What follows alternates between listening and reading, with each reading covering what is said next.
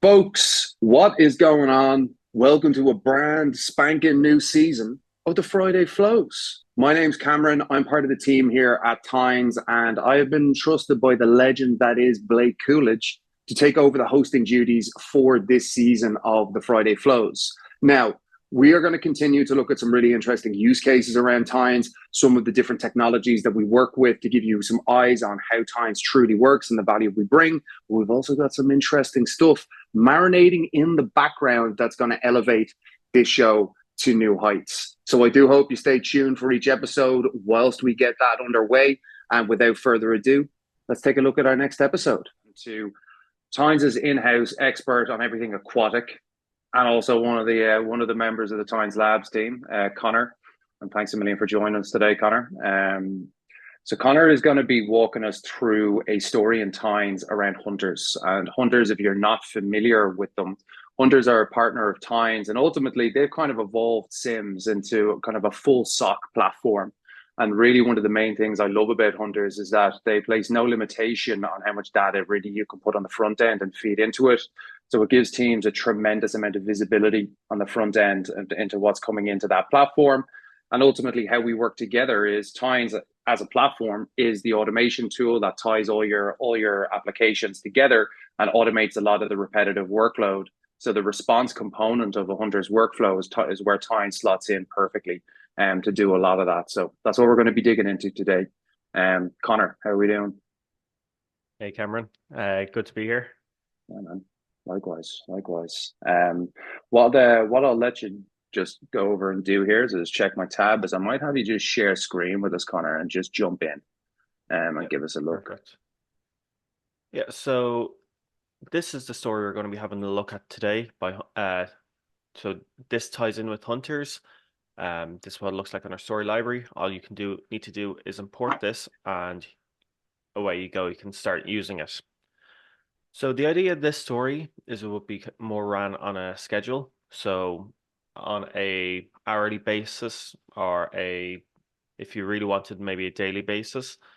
But what this does is it'll retrieve new leads from hunters, so new alerts that it has correlated, and will search for one specific to AWS and the access management.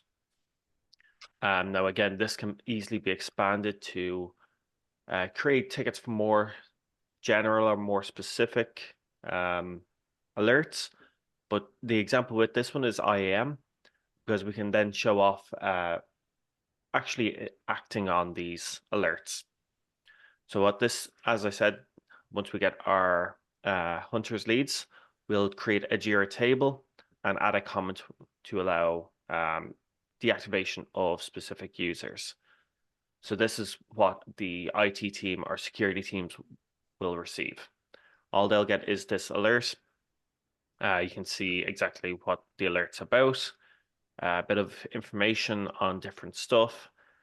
You can see again your identity value here. This can be fully customized to whatever you need. And then you got your comments down below on if you'd like to disable that user. Now, in this case, I don't really want to disable my own personal tenant, so I'm just going to ignore this. And if we refresh this page, you can see that this has not been investigated and is not malicious, as well as closing out this ticket. So it just helps people speed up that investigation time and that remediation time of hunters' alerts. Awesome, awesome. So just a quick question then on that, Connor. So what you kind of shown there is obviously using Tynes as the glue between something coming in from hunters and handling that list of users in AWS IAM and how it surfaces in a ticket. How would you say, from your point of view, that would compare to either writing a script to do something like this for automation or just generally handling it manually? Like, what would the challenge be with either of those in compared to what we've been looking at here in Tynes? So yeah, manual handling would be how a lot of teams would probably be dealing with this initially. And if they haven't any sort of automation in place, this is all manually being handled. So they'll be manually themselves going into hunters, looking through the alerts, trying to identify what information to see if it is a false positive or not. again, this is all kind of customized here. Small bit of enrichment with the user details, but there might not be that much different from checking out on hunters and checking it in Jira. It just means the analysts aren't going into a new window, new tab. Um, where I see a lot of benefit from this is down at the bottom, having this remediation actions. Mm, It it stops the users then having to go into a third platform of AWS, locating that user and disabling them, and then closing out the ticket. Now, yeah. again, you said as well, general automation using something like Python or whatever else. I think we have a something on our blog on comparing Python to Tines. And yeah, if you have your strong programming team, it's something you could definitely do in Python, especially since you can see how easy it is. But the issue with Python always comes up of one, where are you hosting these scripts? Who's maintaining the scripts and will fix it when it breaks? And if you are trying to implement this in the first place, you need somebody who knows how to program to set some time to develop. Tines is a lot easier to approach and a lot easier to create builders who can build their own automations. Absolutely. Absolutely. That's really interesting, man. Thank you for that.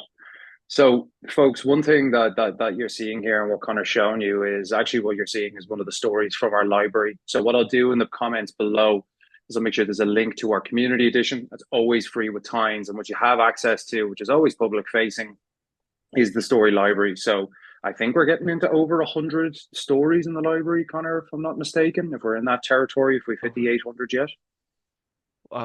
I don't think we've hit 800 yet, but we're getting close. We're getting close. So again, if you use the community edition, you can import these stories, play around with them, and customize them to whatever your needs might be, and obviously give you a chance to to really play around with the platform yourself. Because we feel that the proof is definitely in the pudding when you do actually get your hands on this technology and you can kind of see how versatile it is and all the things that you can do. So this is one of many on that. If there is a specific story, workflow, vendor that you'd be interested in seeing Tines work alongside, make sure to add that in the comments and we'll factor that into one of our future episodes. But with that in mind, Connor, thanks a million for your time today, man. And yeah, I'm sure we'll do it again soon. Thanks, Cameron. All right, good stuff.